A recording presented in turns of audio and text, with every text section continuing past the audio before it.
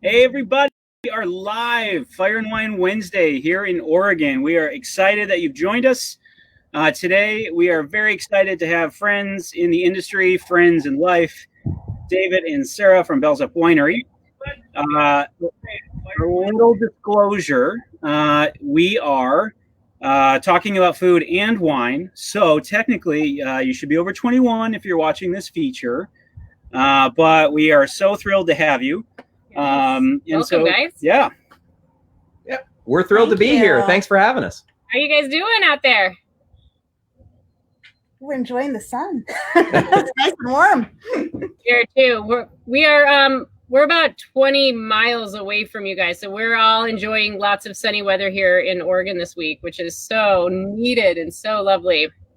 Definitely makes you smile a little bit more, and when you have to. And this time, there's so much going on out in the vineyard too that it makes it. It's that welcoming call to get out and start tending to the vines and start this growing season. We may be stuck inside for a bit, but the vines certainly aren't, and they're not going to wait for us. So, good excuse to get out and get some work done. Yeah, get out of the house, get your body moving. Before we get started, let's just hear. I love your guys' story, and I love I've heard it many times. So I'd love for you to tell our audience, because we have folks on our Facebook page that are from all over the country, all over the world, and you guys are a pretty small boutique winery out here in the Willamette Valley. So tell us a little bit about who you are and the wines that you make. Okay. Well, sure. So we actually call ourselves micro boutique because we say we're too small to be boutique. We make a whopping 500 cases a year. And that makes us the smallest winery here in the region. We wear that as a badge of honor. I'll let Sarah tell sort of the story about how we more broadly got into the business, but our approach as a winery is to be small, to be very personal, and really to focus most of our efforts into doing two things. One is obviously making great wine, but the other thing is developing relationships on a personal level with every one of our customers. I always like to say, I every single bottle that we've sold, I've gotten to meet every single person either through online discussions or in person directly. And I don't know of very many other wineries, if any, that can say that. There are many, many places that you can get wine, and our goal is to, as we've done with you and with a lot of other people, be friends. Give people a reason other than just really good wine to say, hey, we love hanging out with them, we love supporting them. They make really good wine, but they're also really fun people to hang out with, and we feel good about being part of their family and their network. Awesome. But I'll let Sarah tell a little bit about kind of how we got into this mess in the first place. Right. Yeah.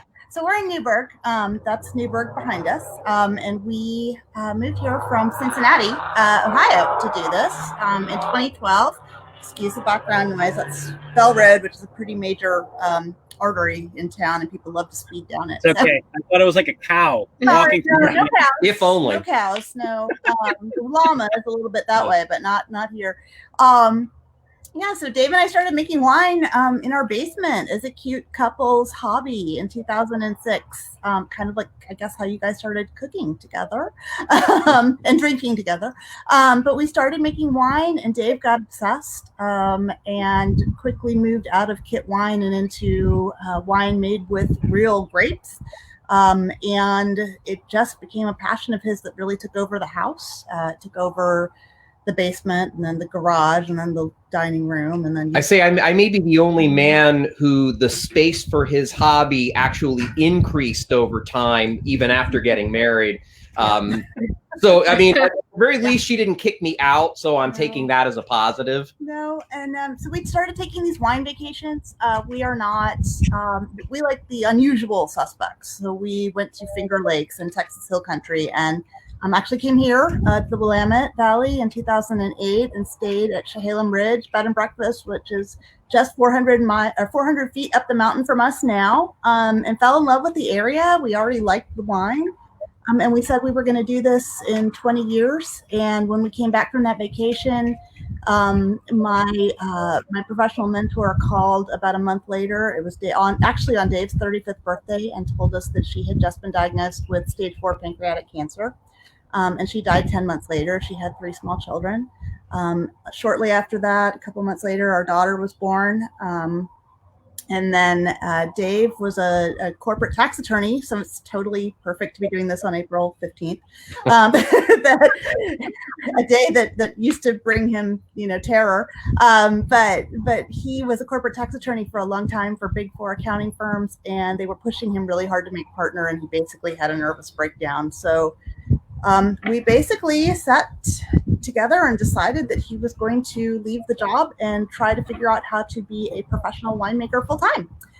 So we went to all the wineries in Cincinnati. There were 6 at the time, and asked if anybody would take him on.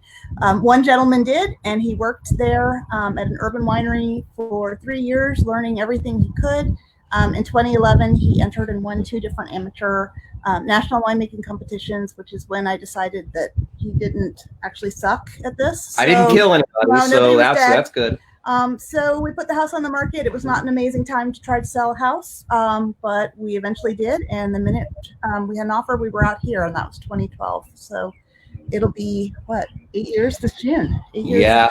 Yeah. Well, that we moved out, and we bought the property at the end of 2012. So we have 10 acres. It's a beautiful property. It faces, you can see a little bit of the view down here behind us. We look south down across the valley. When we bought the property, none of the vines that you see behind us were here. This area was, not exaggerating to call it the neighborhood eyesore. It was covered in dead Christmas trees, blackberries. It was a mess. And the home that is on the property that we now live in had the husband, wife, and 6 children. Yikes! Imagine quarantine with that. Thank you. So I think they were just overwhelmed and just didn't really take care of the property, didn't have the kind of vision. But for what we wanted to do, it was absolutely perfect. It was a blank slate. It was just a question of coming in, and it took us, that first year was clearing out all the garbage and being able to kind of do all the preparations. So the oldest vines that we have on the property, which are the ones that you can see here behind me, they are entering year number 7. Gosh, that's hard to believe. We planted them in 2014. We finally, last year, were able to get a vintage that we're able to use for actual estate Pinot Noir. Prior to that, 2017, 2018, our fruit solely went into our estate Rosé, which we'll always make. My mother-in-law would kick my butt if we stopped making this estate Rosé. But anyway, so there will always have that. But now we're going to be able to start, in addition to that, using these grapes to our Pinot program. And eventually the goal over time, as the vineyard gets a little older, as we do a little bit more planting, is that about 70 to 80% of our fruit that we use will be estate driven. We'll always buy little bits and pieces. I know some of which we're going to talk about a little bit later, but there will always be those little bits. But the goal is, in the long term, to be primarily estate. That's awesome. That's awesome. If you're just joining us, we're here with David and Sarah Spector, Bells Up Winery. Hey, drop a note where you're from. Let us know. We have people from all over the U.S. ask questions. But you mentioned a little bit about, spring is here, right? And you've got vines growing. What's going on right now? What are you doing? So we just we had a good run of warmer weather at the end of last week, and our buds are starting to break on the vines now. It looks like pretty much everything has at least started to put out leaves. So we're getting ready to get our training wires for the vines as the shoots start to kind of come up. The training wires are the things that you kind of bring up and wrap around to kind of, trying to get in front of the camera here, to kind of lock those shoots in place to make sure that they're growing straight up as opposed to floppy and all over the place. So we're getting that going. We're doing some tilling out in the vineyard. You can probably see we've got some dirt rows and we've got some grass rows. And we do that as a way to limit the competition for nutrients, especially in young vines. We plowed every other row that way. In the older vines we actually have some newer vines down below that a little ways that are a couple of years younger that we plowed every row to completely get rid of any sort of competition for nutrients down there. That won't always be the case. I'm hoping next year we don't have to do every row, but we'll see how it goes. We've got about 5 acres planted. Most of what we have planted right now is Pinot Noir. The one exception to that, at least at the moment, we will plant some other non-Pinot down the road, but one exception to that is a cool little grape that we brought with us from Ohio called Seyval Blanc. And for those of you playing along at home, that's Seyval, and it's one of the ones we're going to be talking about tonight. And so, yeah, I didn't know whether you want to go into that yet, or whether you want to wait on that a bit, or let me know. No, I would love to. But first, yes, please talk about this, because this is very different than what a lot of people probably never heard of it. I don't think I had really ever heard of it until I met you guys and tasted it. But before, we have a question. Somebody wants to know, what is an estate wine? So an estate wine is one that where the grapes are grown and the wine is produced on the site, where it's all happening on site. As opposed to buying grapes from another site and having them brought on and producing it there. And what is one of the benefits of having an estate wine? You know, I think, well, a couple of benefits are you don't have to write checks to other people. Right. So that's obviously helpful. But I think one of the biggest benefits of having an estate wine is, and I think this is something that's very unique to wine. You know, we always hear and we always talk about this concept of place, you know, when it comes from where the grapes are grown. And especially here in Oregon, you know, it doesn't take going very far before you're on different soils and your slope is different and your elevation can be different. And it can completely change how your wine is perceived. Not necessarily in a bad way or a good way, just a different way. The estate wine, when people come here and they visit us, they really feel like they're having that sense of, I am enjoying a product and it is from this place. And when you have a great view and you're enjoying yourself, I think it just kind of all kind of rolls into having a great experience. And I think, you know, really there are a lot of great wines produced in the world. And, you know, I think for most of us, you know, the wines sort of fade into each other, but the experiences that we have, those memories of having been there and talked to people and seen the vines and even sometimes touched the vines sometimes and tasted the grapes, all lends into that sense of belonging that I think is very unique and very fun to wine. Yeah, and I imagine too, I'm not a winemaker, but I've heard that it's just, you have total control over when the fruit is picked, right? You don't have to compete with when a manager might be picking for this vineyard or this vineyard. You get to pick exactly the moment you are ready, when those grapes are ready. Absolutely. And you know, that I'll say that that's an issue given with the grapes that we buy from other people. We probably see a little less of an issue with that than maybe a lot of other places do, but we're a little unique in this way. The people that we buy grapes from are like us. They're very, very small producers. The two main vineyards that we've been buying our Pinot Noir from the last couple of years, it's a 4-acre place and a 6-acre place, both within a 15-minute drive from us. So we have these wonderful relationships that we've built with the growers. So we have a lot more control than a lot of other growers do. But Mary, you're absolutely right that if you're buying from a larger vineyard, a lot of the problems that you encounter are that lack of control. The manager picks when they feel is appropriate and when's good for their other clients versus necessarily when is best for us and what we want to do with. So going back to this, tell us about the wine we're drinking. And why did you? Yes, tell us all about it. I love this story. So this is our, and I'll hold up, guys. We've got our visual aid too. So this is our 2019 Seyval Blanc. It's called the Helios, and we can kind of get in later as to why we have the French horn on the logo, and all of the wines are named for pieces of music that have a lot of great French horn parts in it. Seyval is a grape that you will have to look very, very hard to find out in Oregon because there are only 2 people we know of that have it planted. It's us and Girardet down near Roseburg, about 3 hours south. This is a grape that is called a hybrid grape. So it is a crossbreed between a traditional French varietal and an American varietal. And these types of grapes are developed primarily back in the Midwest and on the East Coast. And they're usually created because if you're planting grapes in those areas, you have to deal with some extreme cold conditions in the winters that you don't have to deal with out here in Oregon or in California, Washington, where the winters are far more temperate. The traditional French varietals, most of them do not handle 0 and -5 degree temperatures very well in the winters, but these types of grapes can handle them quite nicely. Now, of course, we didn't plant them for that reason.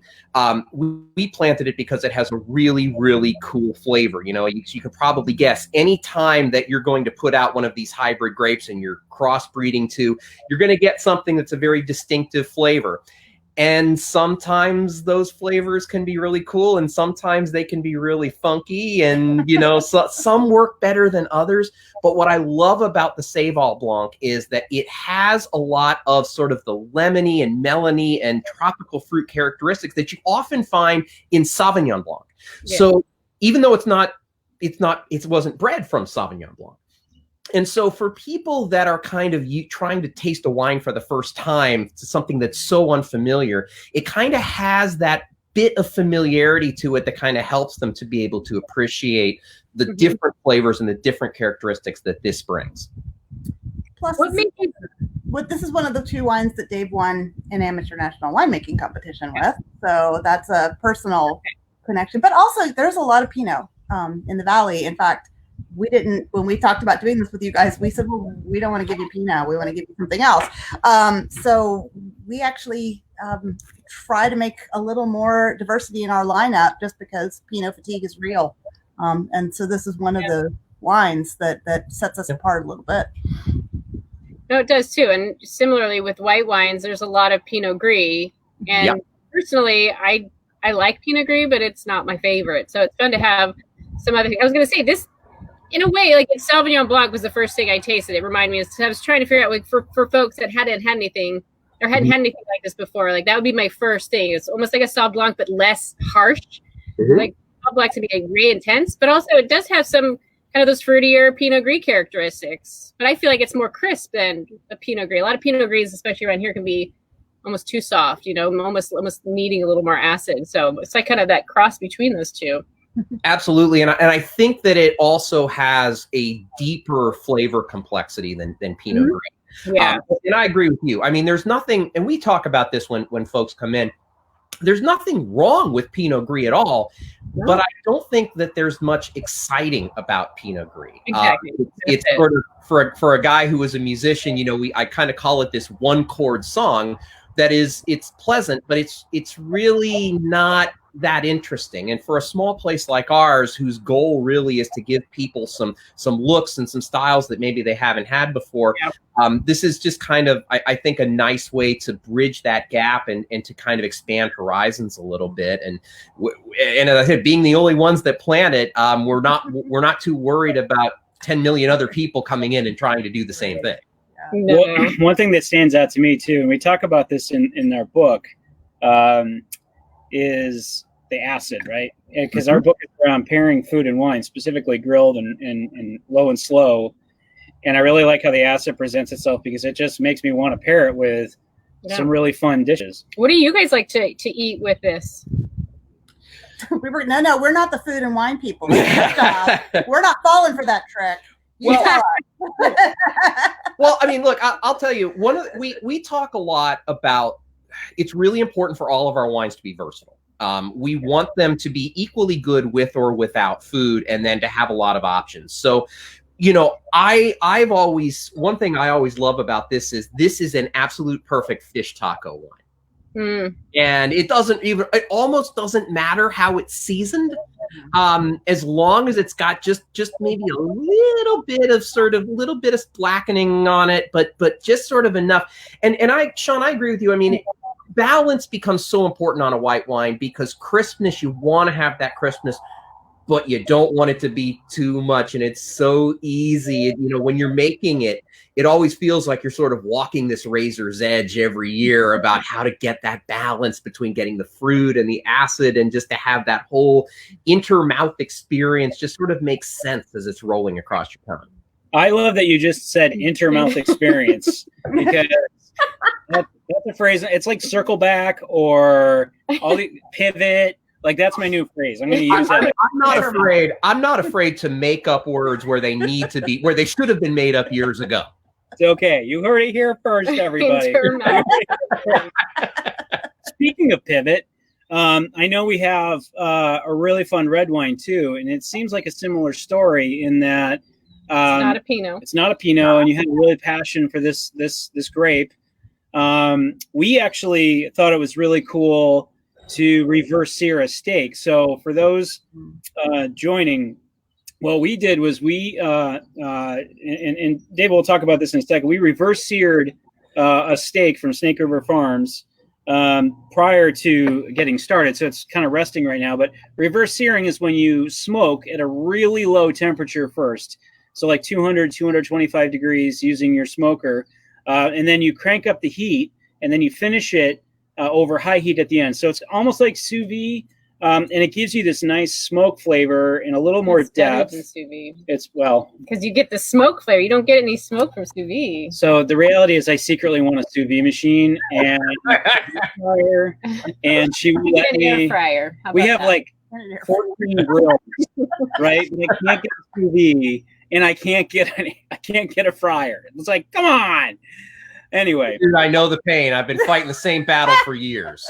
So we thought when we talked about it in Fire and Wine, the book, we thought reverse sear adds a nice richness that is perfect for the next grape. What I love about specifically with this grape we're getting into, when we reverse sear, you get this smoke influence that brings this sweetness to the meat. Especially we cook a lot with like fruit woods. There's just something about that injects this sweet smoke flavor and this savoriness to the meat. That for me, my favorite pairing when it comes to this preparation of beef is always Syrah. A lot of people will go for like a big cab or something with a steak, but I love Syrah because a lot of Syrah, especially produced in this region, have this savoriness. And maybe you can talk to that, but you get the savoriness that is such a beautiful match to the kind of savory and sweet flavors that we get from the meat. Yeah, absolutely. So let me hold the bottle up to show people what we're talking about. So this is the Firebird. I'm not good at this at all. So this is the Firebird Syrah. So this thing on? Oh, there you go. There you go. Too much to drink. Sorry. So this is the one wine we make where the grapes are not locally grown here in the valley. The reality is Syrah needs more heat. It needs drier, and it needs a longer season than we can give it regularly here in the valley. So one thing that's important to us is that all of our grapes be Oregon grown. So these grapes come from the little town of Milton Freewater, about 5 hours northeast of us, right on the border of Walla Walla. So those of you that have had the great Walla Walla reds, you kind of know that area. It's hotter, it's drier. They tend to produce big wines. However, making wine here in the valley, I was nervous about doing a wine that was really big because our Pinots tend to be very gentle and elegant and savory and softer.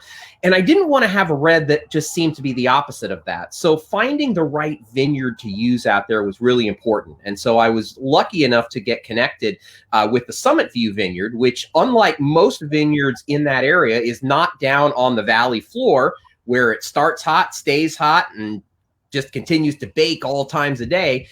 We're up on the side of a hill, about mountain. Let's call it a mountain because that's what it is. About 1,150 feet. So during the day, you're going to get the sun and the heat that you need to ripen these grapes properly. But at night, it cools off. And it makes such a big difference for the style of wine I want to produce because the way I see it, I am making Syrah primarily for Pinot drinkers. So I'm not trying to make something that's heavy and jammy. I'm trying to take down the tannin level and bring out the flavors and the savoriness and all those things I think that go into that pairing with the steaks that make that work really well. But you know what? What's great about it is you don't have to do it with beef. It's turned out that because the tannin structure on this wine is softer and gentler, it's really great with Sarah's famous grape pie. So it's wine too. It's got that flexibility to it, and it's crazy how popular that wine has been. I think in part because of the Pinot fatigue Sarah talked about before, but then just also because the style that we do is so different than what you normally see. And I think the older we get, we tend to get away from the bigger, heavier tannins in young wine and focus more on just the more elegance. So this sort of brings all the flavor, but without the headaches the next day. So are you saying I'm getting old? No. Because this is the kind that I love, right? Like I love this style. I love Syrah, but it has to be like an elegant style. Like I don't like the big, thick, rich, jammy styles. I just can't stomach those. But when you find one that, you know, that is just clicks, you know, I just love it. And it is. You can pair with such a wide variety of things. So, David, you mentioned tannin. You want to kind of walk through what tannin is, Sure. or where tannin comes from? So tannins are those chemical compounds that create bitterness and astringency in wine. They are primarily found in the skins of grapes, which is the reason why you almost never see tannins in white wines, because white wines are not fermented where the juice is in contact with the skins. There might be a small amount of contact time, but not very much. And so there isn't enough time to allow the tannins to sort of leach out and into the wine. In the case of red wines, though, those are fermented in where the juice is in contact with the skins the entire time of fermentation. So there is those couple of weeks where there is time for those chemical compounds to leach out of the skins and into the wines themselves. Usually when the wine is very young, those tannins taste very, very sharp, which is the reason why you always hear that red wines are best when they're aged for a little while, because it takes a little while for those tannins and the shape and the feel of those tannins in the mouth just to smooth out and settle down. Depending on the type of grape that you have, you're going to have more tannins than others. So, for example, Pinot Noir. Pinot Noir has a very, very thin skin. So most Pinots that you'll taste, especially from Oregon, will have a lighter tannin structure. And even in California, you're going to have a lighter tannin structure. A grape like Syrah or Cabernet or Merlot has a thicker grape. Most of these grapes are about the same size overall, but as you start to sort of run through the math in your head, if you have more surface area, more opportunity for these chemical compounds, more tannins in the bigger reds. Well, it's a great intermouth experience. I really enjoyed it. I had to. I'll be hearing this forever. I love it, man. So, tell us about your name and all this, the names of all the wines and where that came from, because they're all musical references. Yes. So I played French horn for about 20 years, and so you'll see it's in our logo. And one of the very first decisions that you have to make when you're starting up a winery is how are you going to brand? And the thing that we didn't want to do was to put our own names on the label and name it after ourselves for a couple of reasons. One is we kind of thought it's a little egotistical, but the other part of it is, you know, we wanted people to feel when they came in to see us that they were coming into a shared space, that they weren't walking into our domain, that they were walking into a place where they were coming in as equals to us. And so, you know, we found a theme that was personal to us, but then also is something that people can connect with. Wine and music, you know, even if you're not necessarily a fan of classical music, the idea of wine and music is something that's as old as time. And so we took the theme further. We decided, okay, this is a kind of fun opportunity to pay homage to a lot of the great composers of pieces that I've played through the years and that I've enjoyed listening to. So each one of our wines is named after a piece of music that has a lot of great French horn parts. So the Firebird, for example, that we're enjoying now is for Igor Stravinsky's Firebird Suite, which has a lot of amazing French horn parts. As I said, all of the wines that we do have that characteristic, which is one reason we don't make 35 or so different wines. We make about 7, thank goodness, because you wouldn't believe how hard some of the naming goes on this. And so the story behind the name of the winery, see, we had all of this figured out, but we didn't have the name of the winery. That was the last piece to fall into place because we wanted to find the piece of property and then tie something about the location of the property in with the theme. So we were fortunate enough to end up with this property on Bell Road.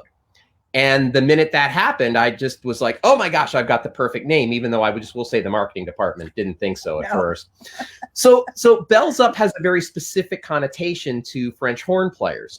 Normally when we're playing, the bell of the instrument, so, you know, I call it the business end. It's the big part where all the sound comes out, sits on your right leg and you hold the rest of the instrument in the air with your left hand. but every so often you get a moment when the composer wants to create this little dramatic flourish. And so when this happens, there'll be a notation in the horn part that will say bells up. And it's usually coming at a time when the music is all crescendoing, you're getting more intensity. And when this moment happens, you see the horn players lift their bells of their instruments into the air. And this is when they get to be sort of the centers of attention and the stars of the show. So it's just one of those things that we got lucky in some ways, that it all fell into place, and it just worked well with kind of what we were already thinking on the theme. And I have been absolutely astounded. At first, when we did this, I said, "Oh, this is just kind of a great way to tie our background into it." No, I have gotten so many calls and emails and orders from horn players all over the country that have never been here, strictly based on the fact that we have this horn on our logo, and I played horn for as long as I did. Nice. That's awesome. It's such a cool story to hear how people come up with their creative names. I mean, honestly, with Indulge, it was a napkin exercise. Like, what sounds cool? Yeah, no, I was like 11 years ago. Yeah. It made no sense to anything. And this is like 10 years ago or 11 years ago when blogs were, just up and coming diaries where people are like, read my pillow, or I am going out on a Friday and this is what I do. So, the Indulge was kind of cool. And versus I think the way Ember and Vine evolved was more our catering company. Yeah, which came a bit more, we put a lot more thought into that. Yeah, a lot more thought. Well, you've catered an event here. Yeah. It was steak, although we paired it with a Pinot, I'm pretty sure. I think it was a fuller body year vintage Pinot on that time. Yeah. Well, that's the thing. I think it's important for us to help demystify what some would call the rules of wine and food pairing, because we have loved taking like a tri-tip. And I think in the case of when we did your event, it was like a New York strip or a similar reverse sear. Yeah, just remember that. And kind of challenge what people assume, so that when you're out at the store, you don't have to go pick up a cab or a Syrah. And Syrah is delicious, don't get me wrong, but there's ways you can understand the wine and then try it with different wines or beer or brown liquor, whatever your stuff is. But yeah, that was a lot of fun. We had a good time. Oh yeah. I saw you did your bacon, all things bacon dinner. That was so cool. Yeah, that was awesome. Yeah, that was pretty good. Yeah, what was really funny. So Sarah, you gotta say how this started in the first place. So Dave had a milestone birthday a couple of years ago. 2018. And he was 25 for the 20th time. And I wanted to do a surprise birthday party for him. So for the entire year, I tortured him every month with a different Instagram photo, embarrassing childhood photo that his mother had given me all these great pictures of him. Thanks, Mom. In costume, and it was great. And so every month we did that. And so then on his actual birthday, we did this whole day of Dave, and it was just surprise after surprise after surprise. But the capstone moment was a surprise dinner for him at Subterra, a restaurant in Newburgh. And when I sat down with Janet, I said, I want I don't care what you do, but I want every course to include bacon. And she was like, that's awesome. And her husband, the head chef, was like, are you crazy? But they did it, and it was incredible. And so literally there was bacon in every course. I think we had 4 courses. And then it was that birthday event was so amazing. I had actually sourced wine from 3 other 2 wineries and then a friend who has a small wine club, and we did that. But people loved it so much, and there were so many people that weren't there because it was a limited head count. We were asked to do it as a winemaker dinner, so we did. So we got the Subterra crew to come back and recreate it, but with pairings of our own wines, and it worked out great. It was delicious. And people had a lot of fun, and I think that's overall, we always say, if you're not having fun doing this, you're doing it wrong. I mean, we call ourselves Undomain because we try to be as unpretentious as possible in this. I mean, wine is an amazing thing for us. The best part about wine is just it's sharing. It's families and sharing it. you know, I always say I've been in a lot of bars in my life, and I see people drinking wine angry and hard liquor, excuse me, beer angry and hard liquor angry, but I've never seen anybody drinking wine angry. And you know, in Europe, it's just part of the culture, and it's just something that's shared. And the best wines that you get are just these often homemade or made in little co-ops in the countryside, and there's no pretension to them. And so we really try to bring that essence to everything that we do here. And you know, we love it, we have a lot of fun, but you know, don't take it's just wine. Enjoy it, love it, but you know, don't deify it.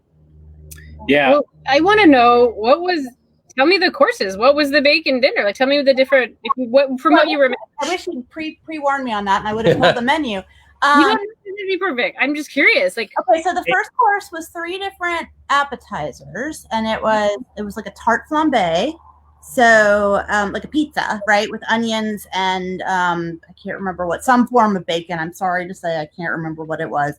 There was a bacon wrapped date. Mm-hmm. And then I think there was a bacon chip with guacamole and caviar. That's what I was thinking of. Yep. Yeah, that was pretty darn good. Yeah, that really didn't suck. And then the second course was a salad, I believe. And did it have salmon? Yes, it had salmon. With pork belly. And then the third course was a bacon wrapped medallion of beef, I believe. Yeah, that's right. And then the fourth course was the dessert course was a chocolate stout cheesecake with candied bacon kind of in the cheesecake and on top of the cheesecake.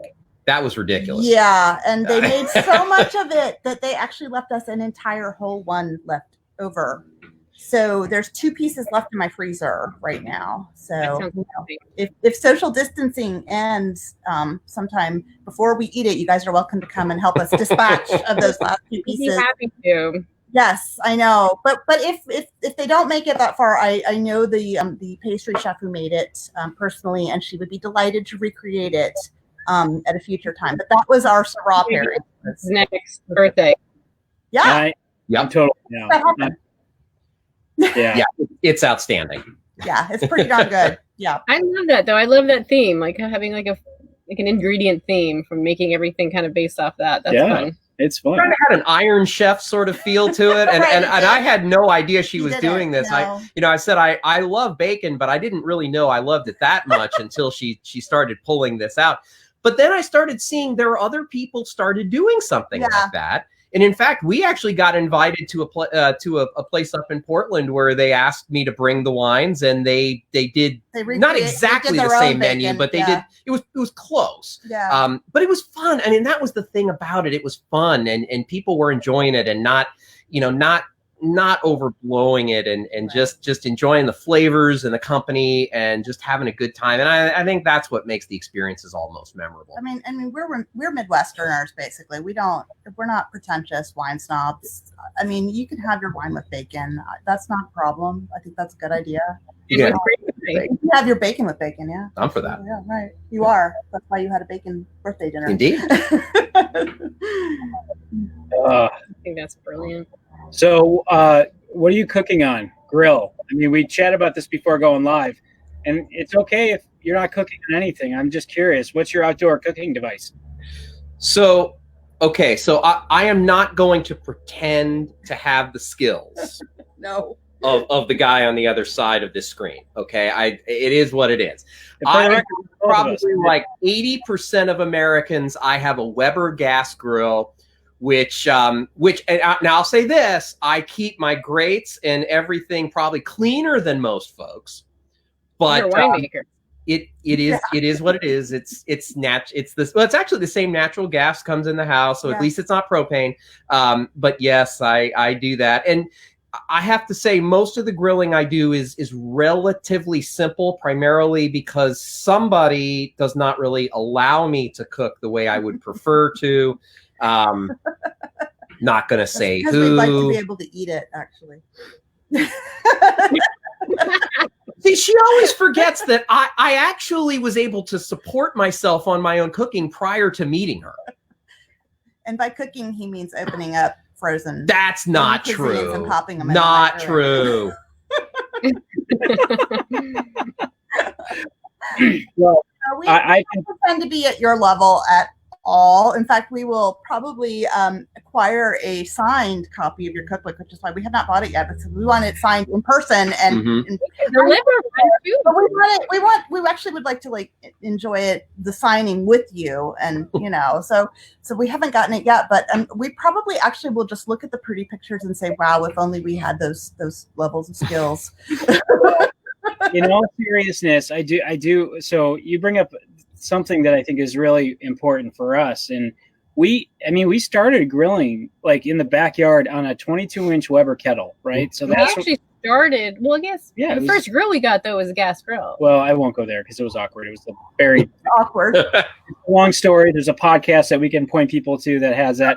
But the first real grill that involved charcoal was a Weber kettle. And I think our hope is that when people pick up the book or they come to our site, they realize that, well, while we have a certain point of view on how we enjoy our grilled and barbecue foods, like you don't need to invest $2,000 in a grill.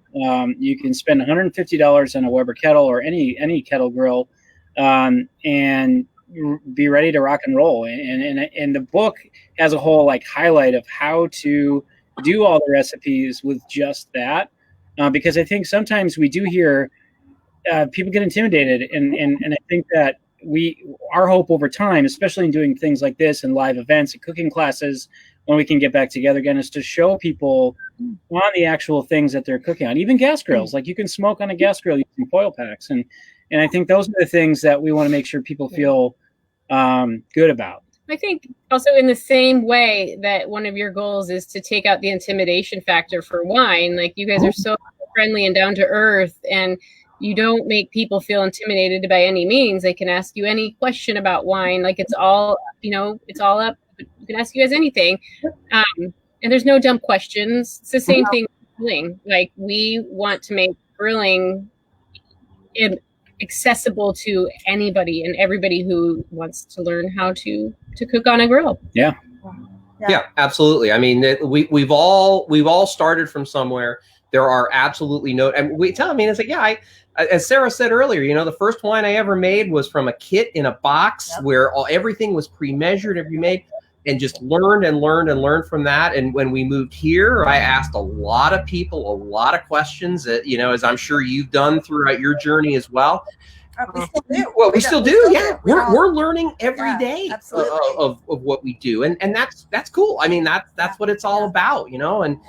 You're exactly right. I mean, the great thing about, cooking and about making wine is that humans have been doing this for thousands and thousands and thousands of years, and there is no magic to it. It's learning a couple of things, and then you can at least talk like a pro. Yeah. And I think, that is the best part. Like we also learn every time we cook something. And we try to be vulnerable too about like when we have big fails, but I think that is innovation. It's just continuing to push, learn. We just want to be better the next day than we were the day before, and hope that people know that it's also not about just a recipe, right? You get to be creative in your own way. If you like salt, go all in. If you don't like salt, leave it out. If you like sauce, you have permission to use as much sauce as if you want. If you want your chili, put the beans in the chili. I'm just saying. Well, when Mary was talking earlier about pairings with wines, it's such a hard question to answer because everybody's got their own ideas. I mean, the wine that I pour, it's coming from the same bottle, but I could have 5 people sitting around a table, and every one of them is going to perceive it differently with what their own palates they're bringing to the party. Everybody's going to have their own ideas about, what they think would work best with it. And the great thing is there's no right answer to any of this. If it works, if it's yummy, that works. That's all you need. That's all that matters. I mean, it works. Yeah. Yeah, and that's what I say. Like in our chapter on wine, I think the first line is like the myth, right? The myth of the perfect pairing. There's no such thing, right? Because you can say this is the perfect pairing for Syrah, but if you don't like Syrah, it's not going to be a good. And then which Syrah is it, and what was the style it was made? There are so many variables that go into it that it's just so hard, I think, to it's just so hard. It just really comes down to what every individual likes and just kind of what their sense is. I think once they kind of taste the wine, they kind of can create in their own heads, here's what I think would be a neat pairing with this. And it's probably going to be 100%, completely different than what I think of, what Sarah thinks of, what you guys think of. And it's great because it's always going to be good to that person. Yep. Yeah. 100%. So, tell us, how can people find you? So if you're, where is your predominant social media presence? And if someone was like, I really love that, I want to try some of these great wines. Yeah, well, we are on all the most common social media platforms. So you're on TikTok? Are you doing little like? No, we're over the age of 30. Yeah, we're solidly Gen Xers. TikTok gives us a lot of angst. So we are definitely on Facebook, obviously, as you are streaming on Facebook. We are on Facebook, we are on Instagram, and we are on Twitter, although we don't pretend to understand Twitter, but we're still on it. And we also have a website. So bellsupwinery.com. And that is, one of the ways to connect with us. We actually do not do online ordering. We do not through an online portal on the website. Right. So you can't point, click, and purchase. We do instead, you have to pick up the phone and give us a call or email us. Gosh darn it, if you want to drink our wine, you have to talk to us first. That's just the way things are. And that's a purposeful decision that we've made. And it gets back to this idea of we want to build relationships with customers. We want to at least have some sort of interaction with them. It can be by phone, it can be by email, either is fine, but we want to have some sort of interaction so that you can get to know us, you get an idea of what the wines are going to be like.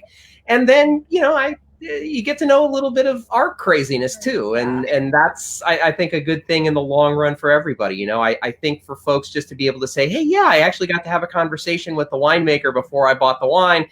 I think that means something to people, especially nowadays when everything seems so impersonal and detached, to be able to have that, to say, yeah, we're welcoming you into our world and into our lives. And we want you to be part of that. Yeah, we don't want you to feel rushed. We want you to have an experience, really. And that's probably the most important thing to us. And when you're a 500 case winery, you can do that. I mean, that's our model, is we want to be super, super tiny. Not because we're trying to be exclusive and snobby, but because that is what's manageable for us to be able to have those relationships with folks. And that's really what's important.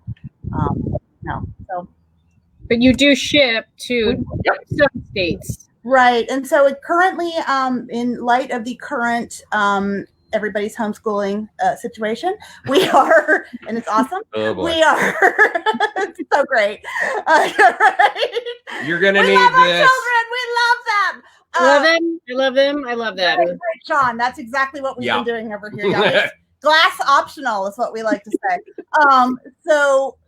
We are doing a special right now. So if you purchase 6 bottles or more and you are within 30 miles of Newberg, Oregon, we will deliver them to you.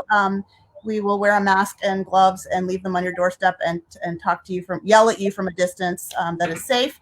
You can also pick up here at the winery, or we are doing a half price shipping to anywhere we can ship. Which is everywhere except for the states of Utah and Kentucky. Right.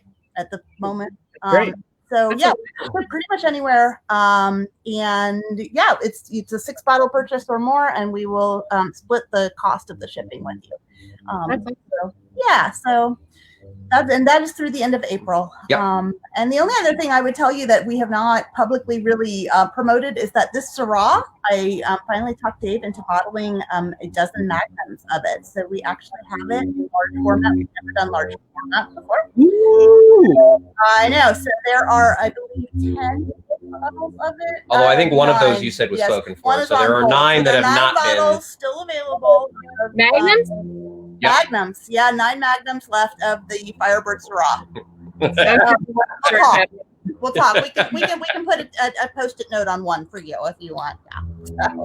So yeah, then actually I think we're going to do the same with that very first estate Pinot. We'll do a dozen magnums of that too, just because of the first estate. So that's awesome. Yeah.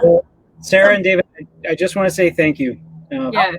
Thank you. Thank you for having us. gosh. We're thrilled to be on, and Yeah. we're thrilled to know you and be part of it. We haven't gotten a chance to tell you congratulations on the book. We cannot wait to get that signed Yeah. copy. We can't wait to see you in you. person again. Yeah. We haven't seen you in ages. We can do some social distancing, and we can Yes. give you a book, Yeah, and then we can pick up some we can Syrah. like toss it over to you and hope it doesn't break. But yeah. Well, Thank you for having us, you guys. Yeah, thank you. And, thank you for those watching, those who are going to watch. We're Sean and Mary from Vindulge and Sarah and David from Bells Up. Thank you again. Have an awesome week, and we look forward to hanging out in person. Yes, absolutely. Yep. Bye, Thank you. guys. Guys, have a great week. Good night.